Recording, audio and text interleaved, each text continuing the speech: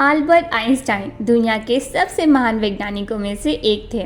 इनके नाम से हर बच्चा वाकिफ़ है, और हो भी क्यों ना, क्योंकि इनकी फिजिक्स ने अच्छे खासे बच्चों को कुटवाया है।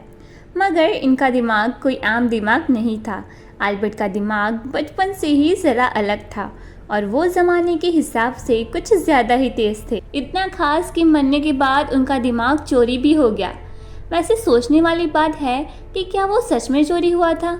जब दुनिया के महान वैज्ञानिक की मौत हुई होगी तो क्या ये बात इतनी नॉर्मल थी कि एक आदमी आकर आइंस्टाइन का दिमाग निकाल कर ले जाता है? सुनने में ये बिल्कुल अटपटी लगती है। तो चलिए जानते हैं कि क्या हुआ था आइंस्टाइन के दिमाग के साथ। अल्बर्ट आइंस्टाइन का जन्म जर्मनी के एक यहूदी परिवार में हुआ था।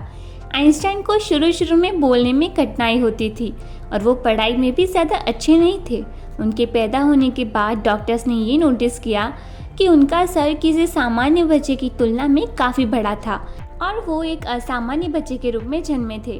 उस ज़माने में मेडिकल साइंस इतना डेवलप नहीं था कि इस बड़े से सर का कारण जान सकते। बड़े होते होते आइंस्टाइन के साथ परिस्थितियाँ कुछ ऐसी थी कि सब उन्हें अबनॉर्मल समझने लगे। असामान्य होने के बाद भी उनका दिमाग इतना तेज़ था कि आज भी कोई उनका मुकाबला ना कर पाए। भले ही उनका दिमाग तेज़ था, लेकिन एक दिक्कत थी, और वो थी बोलने की। आइंस्टाइन बहुत बड़ी उम्र तक बोलते भी नहीं थे। उनके माँ बाप उनके ना बोलने से बहुत परेशान थे। 4 साल की उम्र में उन्होंने पहली बार बोलना सीखा, लेकिन तब भी बहुत साफ सफाई से नहीं बोल पाते, आधा अधूरा बोलते और अक्सर चुप ही रहते। 9 साल की उम्र में उन्होंने साफ साफ बोलना शुरू किया, जिसका किस्सा बड़ा ही दिलचस्प है। जब खाने के डाइनिंग टेबल पर वे अपनी माँ और पिता के साथ बैठे थे, अचानक उन्होंने बोला कि सूप बहुत गर्म है। ये सुन के उनके माँ बाप खुश बाद में हुए, लेकिन उनकी साफ आवाज़ पर चौंक गए। उनके माँ बाप ने उनसे पूछा कि अब तक वे बोलते क्यों नहीं थे। तो आइंस्टाइन का जवाब था कि अब तक तो सब कुछ सही था। अब ऐसे में उनके माँ बाप खुश ज़्यादा हुए होंगे या शॉक? वैसे आइंस्टाइन खुद ही बड़े मजाकिया थे। उनकी कई आदतें भी हंसाने वाली थी। एक बार ऑक्सफोर्ड के लेक्चर के लिए वो बिना मोजे पहने चले गए, लेकिन स्टूडेंट का ध्यान उनके बड़े बालों पर होता था, क्योंकि आइंस्टाइन को बाल कटवाना बिल्कुल पसंद नहीं था। इतने बड़े साइंटिस्ट होने के बावजूद भी उनकी याददाश्त बहुत कमज़ोर थी। नाम, तारीख, फ़ोन नंबर उन्हें याद ही नहीं रहता था। आपको ये जान के हैरानी होगी कि वे बचपन से उतने बुद्धिमान नहीं थे। बचपन में उनकी गिनती बेवकूफ़ों में की जाती थी। उनकी कुछ हरकतों के कारण लोगों ने उन्हें शारीरिक रूप से विकलांग कहना भी शुरू कर दिया था। उनके टीचर्स भी उन्हें पसंद नहीं करते थे, क्योंकि वो सिर्फ मैथ्स और साइंस के सब्जेक्ट में ही पास होते थे और बाकी के सब्जेक्ट में फेल। बचपन से ही उन्हें किताबी ज्ञान में कोई रुचि नहीं थी।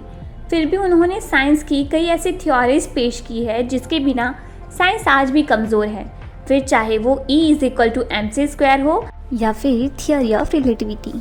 यही वजह है कि आज भी उनका दिमाग चर्चा का विषय बना हुआ है। 18 अप्रैल 1955 को अल्बर्ट आइंस्टाइन की मौत हुई थी। तब डॉक्टर थॉमस स्टॉल हार्वे नाम के एक पैथोलॉजिस्ट ने पोस्टमार्टम के दौरान आइंस्टाइन का दिमाग चुरा लिया था, और किसी को भी इसके बारे में पता तक नहीं चला। दरअसल डॉक्टर थॉमस आइंस्टाइन के दिमाग पर परीक्षण करना चाहते थे और जानना चाहते थे कि आइंस्टाइन के इंटेलिजेंस का राज, क्योंकि आइंस्टाइन ने 300 से ज़्यादा रिसर्च पेपर्स पब्लिश किए थे। इसी वजह से डॉक्टर थॉमस ने उनका दिमाग चुरा लिया। इस करतूत की वजह से उन्हें नौकरी से निकाल दिया गया। उन्होंने वादा किया कि वो आइंस्टाइन के दिमाग पर परीक्षण ज़रूर करेंगे, लेकिन परमिशन ना मिलने की वजह से डॉक्टर थॉमस ने उनके दिमाग को एक जार के अंदर बंद कर दिया। बाद में 1975 में परमिशन मिलने पर उन्होंने आइंस्टाइन के दिमाग पर रिसर्च शुरू किया। सबसे पहले उन्होंने दिमाग का वजन नापा, जिसका वजन 1230 ग्राम था। उसके बाद डॉक्टर थॉमस ने उस दिमाग के 240 सैंपल कई वैज्ञानिकों के पास भेजे, जिसको देखने के बाद उन्होंने पाया कि उनके दिमाग में आम इंसान से ज़्यादा सेल्स की गिनती हुई है।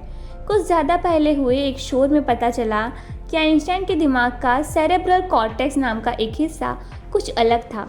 सेरेब्रल कॉर्टेक्स हमारे दिमाग का बहुत ही महत्वपूर्ण हिस्सा होता है, जो सबसे जटिल भी माना जाता है, और शायद इसी वजह से उनका दिमाग असाधारण सोचता था।